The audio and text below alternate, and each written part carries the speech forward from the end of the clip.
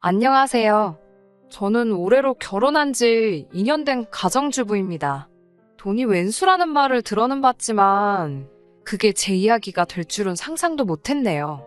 아무래도 돈 때문에 이 모든 사단이 시작되었으니 돈 이야기를 빼놓을 수가 없겠네요.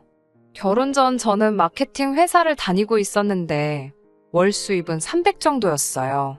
남편의 경우 출판사를 다니고 있었고 월 수입은 저와 비슷하거나 적거나 그랬습니다. 저희 둘이 만나게 된 건 서로 알고 지내던 오지랖이 넓었던 작가의 소개 덕분이었고요. 아무래도 둘 다 결혼 정년기에 만났기에 사귄 지 6개월 정도 되었을 무렵 이미 결혼 이야기가 나오기 시작했어요. 솔직히 저는 좀 더 시간을 갖고 만나면서 천천히 따져보고 싶었는데 남편은 이세를 생각해서라며 하루라도 빨리 결혼을 하고 싶어 했었어요.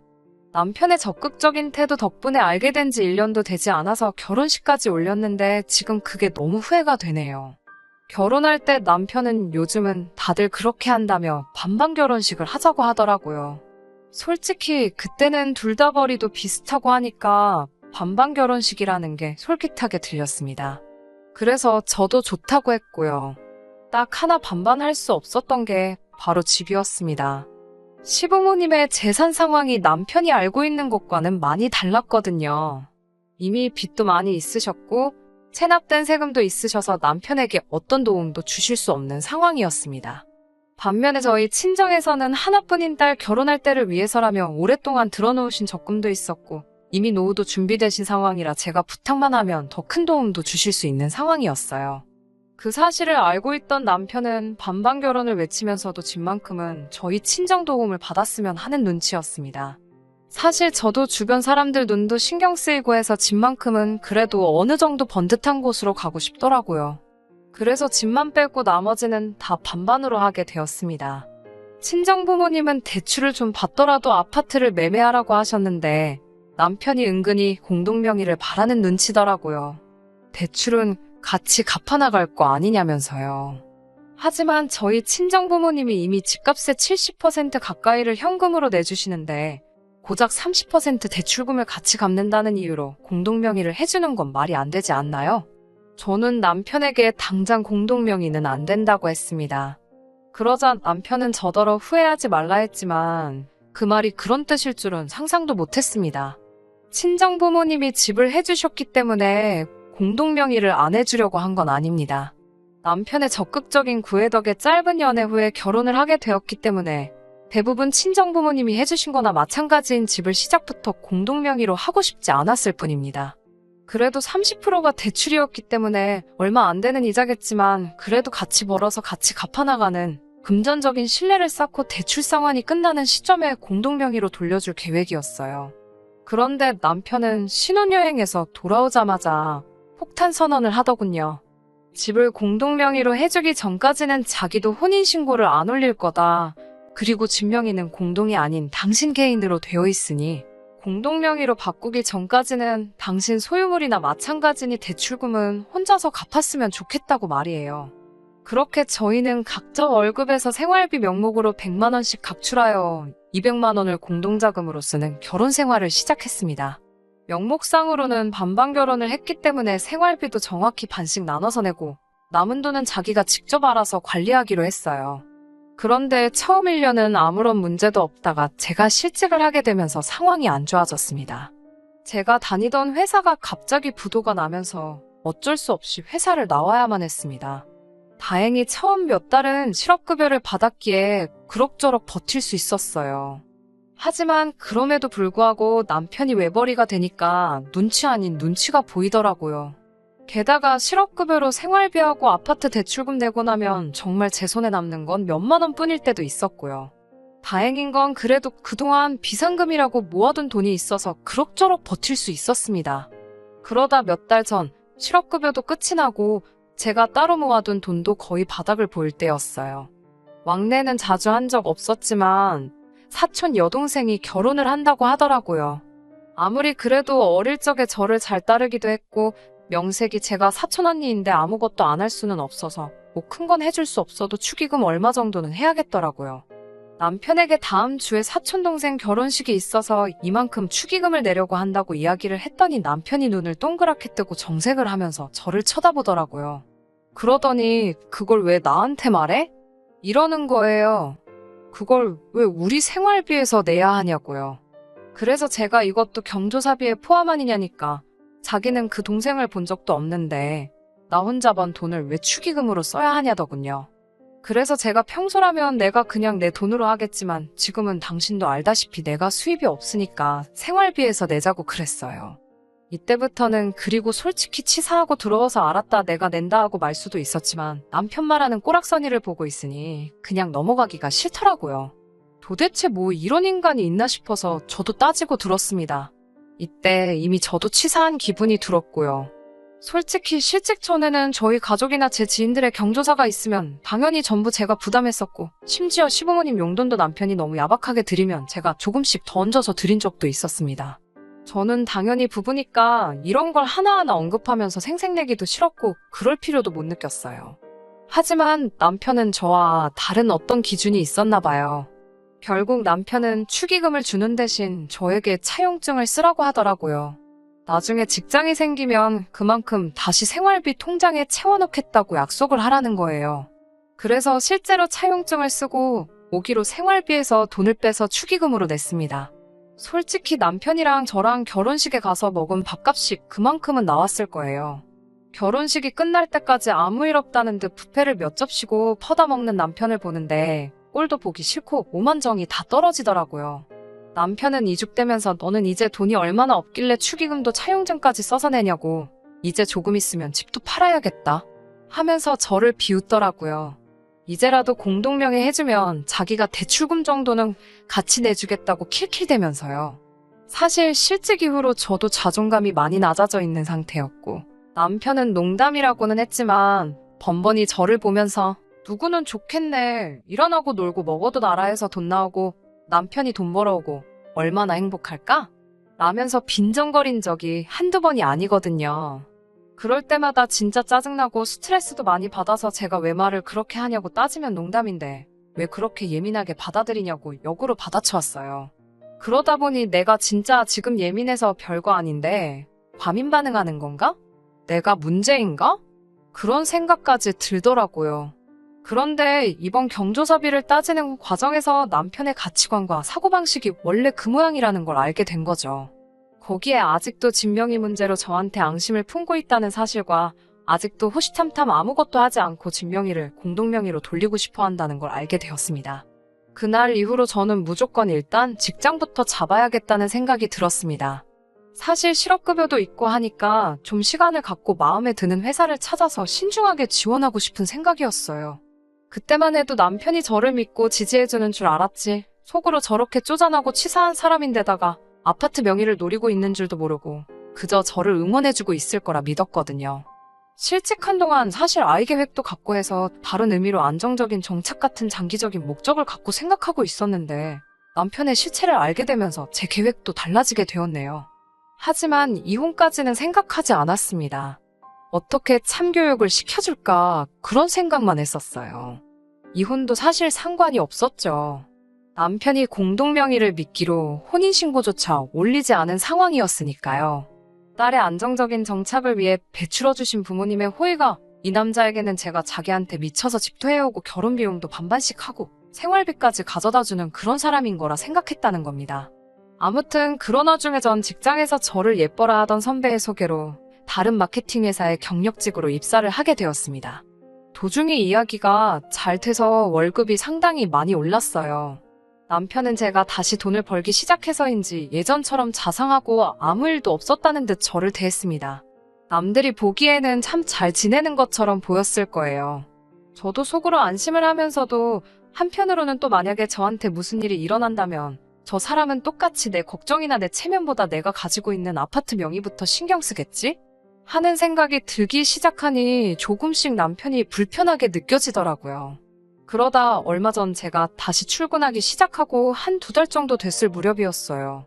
새로운 직장과 사람들에게 적응하느라 스트레스가 상당했지만 그래도 다시 고정적으로 돈 들어오는 곳이 생기니까 자존감도 살아나는 것 같고 몇 달이었지만 참아야 했던 것들도 다시 할 수 있게 된 현실에 감사하며 지내고 있었습니다. 그러던 와중 신우에게 연락이 왔습니다. 참고로 신우와 저는 그렇게 가깝지는 않습니다.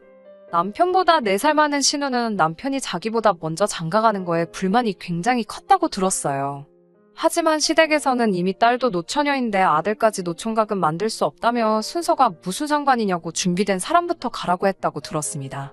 아무튼 그렇게 신우와 저는 좀 껄끄러운 사이인데 신우가 웬일로 저에게 연락을 해온 거예요. 그래서 제가 무슨 일이냐 하니까 자기가 결혼할 사람이 생겼다고 하더라고요.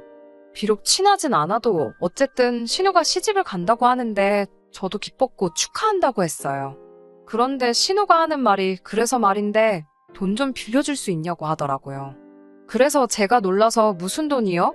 하고 물으니 결혼하기로 한 남자 쪽에서 5천만 원을 요구하더라는 거예요. 그래서 제가 아니 결혼하는데 왜 돈을 요구를 하냐고 물으니까 남자 쪽이 조건이 좀 좋아서 그렇다네요. 그래서 그럼 시부모님한테 물어보시지 왜 저한테 그러시냐 하니까 저더러 시댁 사정 알면서 왜 그러냐고 그러더라고요. 그래서 아무리 그래도 저한테 왜 말씀하시는 건지 모르겠다고 하니까 자기 남동생 그러니까 제 남편이 한번 물어보라고 그랬다는 거예요. 그래서 신우에게 일단은 죄송하지만 저는 그럴 여유 자금이 없다고 말해줬어요. 그날 저녁은 남편이 야근을 하느라 이야기를 못하고 다음날이 되어서야 이야기를 하게 되었어요. 저는 도대체 신우가 무슨 소리를 하는 건지 모르겠다고 정말 당신이 나한테 돈 빌려달라고 하랬냐고 물었습니다.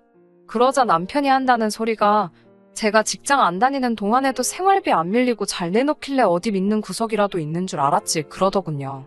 남편의 그 말에 저도 모르게 한숨이 나오면서 그때 축의금 가지고 나한테 차용증까지 쓰라고 한 거 기억 안 나냐고 물었더니 남편은 아 맞다 그랬지 그러면서 그건 채워 넣었나 이러는 거예요. 제가 진작에 채워 넣었다고 말 돌리지 말라고 하면서 어쨌든 나 돈 없다고 딱 잘랐습니다. 그러자 남편도 갑자기 뭐가 기분이 나빠졌는지 근데 축의금 이야기를 지금 왜 꺼내냐면서 저더러 그때랑 지금이랑 경우가 같냐고 오히려 적반하장으로 나오더라고요. 그래서 제가 뭔 소리 하는 거냐고 뭐가 다르냐고 둘 다 돈이 문제인데 이러니까 사촌은 남이나 마찬가지지만 신우는 한 가족이라고 말도 안 되는 문언니를 또 펼치더라고요. 그러더니 그러지 말고 찾아보니까 우리 지금 사는 아파트도 많이 올랐는데 아파트 담보로 대출 좀 받아주자 이러는 거예요. 제가 실업급여로 꾸역꾸역 대출금 갚는 걸 보면서도 이 집은 제 명이니까 자기는 공동명의 해주기 전까지는 곧 죽어도 못 내준다던 남편입니다. 그런 인간이 제 아파트로 자기 누나 결혼자금을 만들어주자는데 화가 나다 못해 실소가 새어나오더라고요. 그러면서 저는 이혼만이 답이라는 확신을 얻게 되었습니다. 남편은 저를 사랑해서 결혼한 게 아니라 남들 눈이 있으니 결혼은 해야겠는데 기왕 할 결혼이면 안정적으로 돈을 낼 수 있는 여자랑 해야겠다 싶어서 저랑 결혼했다는 사실을요.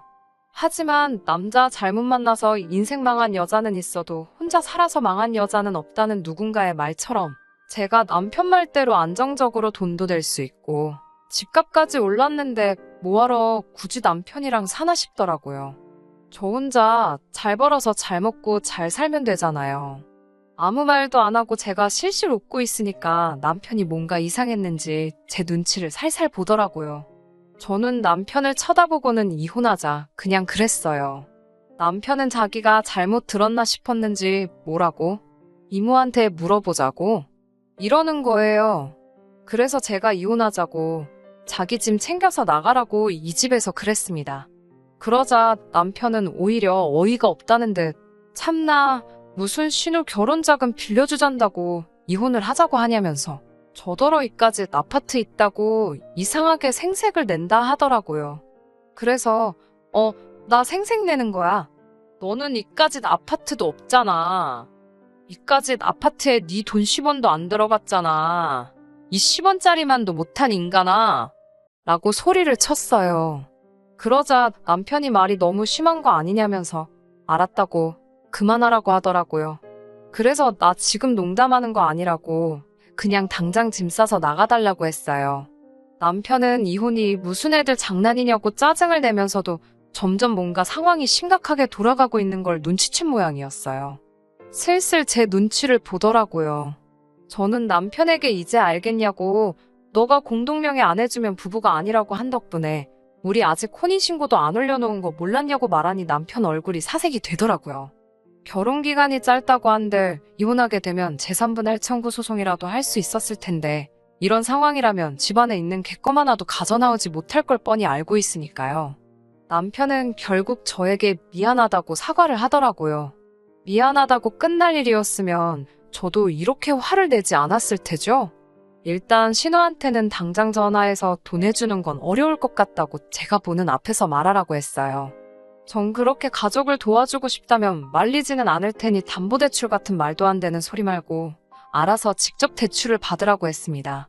사촌이든 가족이든 먼저 네 가족 내 가족 따지고 아내한테 차용증까지 쓰게 만든 사람이 대체 무슨 생각을 했길래 내가 순순하게 결혼하는 신우네 집을 사는데 도와줄 거라는 생각했느냐 따졌어요. 남편은 결국 어디 돈 나올 구석도 없으니 순순히 신우한테 전화해서 돈 이야기는 못 해준다고 제대로 전하더군요. 저는 그 모습을 보고 이제 충분히 반성을 했을 거라 생각했는데 그게 아니더군요. 남편은 전화를 끊자마자 툴툴대면서 이제 됐냐? 라고 저한테 성질을 부리더군요. 적반하장도 유분수지 사과했던 건 전부 진심이 아니었고 반성하는 모습은 하나도 보이지 않았어요. 저는 그래도 최대한 좋게 넘어가려 했는데 시키는 대로 하고 가만히 있었으면 거기서 끝날 일을 가지고 정말 끝까지 구질구질하게 나오더라고요. 됐냐고 물어봤으니 아직 안 됐다고 대답해줬어요. 기분 나쁜 거 티내면서 평소 성질내던 것처럼 문 부서져라 쾅 닫고 방으로 들어가려던 것 같은데 제가 아직 안 됐다고 말하니까 이런 저의 반응을 예상 못했는지 흠칫 놀라서 저를 쳐다보더라고요. 아직도 누가 칼자루 쥐고 있는지 똥 오줌 못 가리고 정신 못 차리고 있는 남편에게 한마디 했어요. 이제부터 내 집에서 살려면 월세를 내라고요. 남편이 웃기지도 말라면서 부부 사이에 무슨 월세를 받냐고 하더라고요. 너 때문에 우리 혼인신고 안 한 거 모르냐. 내 명예 내 집에서 얹혀 사는데 네 돈 내 돈 따지고 있으면 그게 룸메이트지 무슨 부부냐고 쏘아붙였어요. 너가 내 남편이라는 확신이 들 때 그때가 되면 월세도 받지 않고 혼인신고는 물론 공동명의까지 해주겠다는 조건을 걸었죠. 하지만 그때까지는 우리는 그냥 동거인에 불과한 남남이라고 우리가 부부라는 확신을 가질 수 있게 처신 잘하라고 했어요. 남편은 자기가 그 상황에서 할 수 있는 게 없으니 또 비굴하게 나오더라고요. 내 벌이 뻔히 알면서 월세는 무슨 월세냐 하면서 불쌍한 척을 하다가 안 되니 내가 너 아니면 누구랑 결혼했겠냐. 우리가 비록 월급은 따로 관리했을지언정 서로 이 집에서 지낸 시간이 가짜였다고 생각하는 거냐 하면서 정에 호소하기 시작하더라고요. 마음 약해지면 안 될 것 같아서 단호하게 잘랐어요. 당장 이번 달부터 월세 내라고요. 월세를 받는다고 해도 사실 제가 그 돈을 개인적인 일에 쓸 생각도 없었어요. 그냥 따로 저금해놨다가 남편 돌려주던지 아니면 아직 남아있는 대출금 갚는데 쓰고 대출 갚는 게 끝나면 원래 계획했던 대로 이 집에 남편 명의도 올려줄 계획이었어요. 그런데 남편은 뭐가 그렇게도 불공평하다는 생각을 했는지 일주일도 안 돼서 아주 기고만장해서 저를 부르더군요. 그동안 자기가 법을 좀 공부했다고 하더군요. 변호사 같은 법조인을 만나고 온 건 아닌 것 같고 제가 볼 땐 그냥 핸드폰으로 인터넷 좀 뒤적이다가 온 것 같았습니다. 비록 혼인신고를 안 했어도 결혼식을 올렸고 일정 기간을 부부처럼 살았으면 그건 또 부부로 인정된다고 하더라고요. 기고만장해서 하는 말이 오히려 지가 저한테 이혼 소송을 걸겠다고 하더군요. 남편 말에 따르면 우리 사이가 사실혼이 성립되는 거나 마찬가지고 그 관계가 해소되는 경우에는 재산분할이 인정된다고요. 사실 그런 부분까진 생각 안 해봤어서 아차 싶었어요. 그것도 그렇지만 끝까지 저는 남편 고쳐 써먹어보려고 나름 노력한 건데 남편은 오히려 제 명의로 된 이 집을 자기가 분할받을 수 있다는 생각에 아예 이혼을 결심한 것 같더라고요. 참 사람 고쳐 쓰지 못한다는 말이 틀린 말이 하나 없더라고요. 기고만장해서 저런 식으로 나오는 남편을 달래가며 제 재산 지키는 것보다 차라리 이대로 이혼해버리는 게 좋겠다는 생각이 들었습니다. 그러자고 차라리 이혼하자고 대판 싸우고 다음날 저는 실력 좋다는 이혼 전문 변호사를 방문했어요.